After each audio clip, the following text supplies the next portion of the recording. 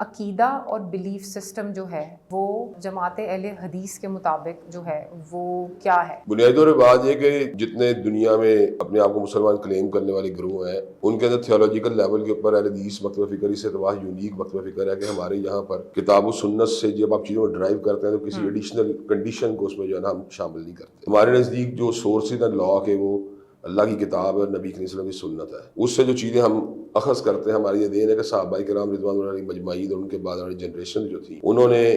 جب دین اور عقیدوں کو سمجھا تو انہوں نے کسی ایک امام کو یا کسی ایک شخصیت کو اتھارٹی نہیں دی کہ وہ نبی کریم صلی اللہ علیہ وسلم کی ذات جو ہے اس کے ساتھ جو ہے نا اس کے اوپر ایک کنڈیشن عائد کرے کہ آپ کے فرامین کو اس شخصیت کے فرامین کی روشنی میں سمجھا جائے گا، بلکہ وہ انڈیپینڈنٹلی سمجھتے تھے. تو اہل حدیث مکتبہ فکر کے نزدیک جو ہے کتاب و سنت جو ہے سورسز آف لا ہے، اور وہ اس بات پہ بلیو کرتے ہیں کہ جب ہم کتاب اللہ سنت رسول اللہ کی چیز کو حاصل کر لیتے ہیں تو صحابہ کرام رضوان اللہ علیہم مجمعین اگر کسی بھی امام کو فالو کیے بغیر ان سے صحیح نتائج نکالتے تھے تو آج بھی ان سے درست نتائج نکالے جا سکتے ہیں.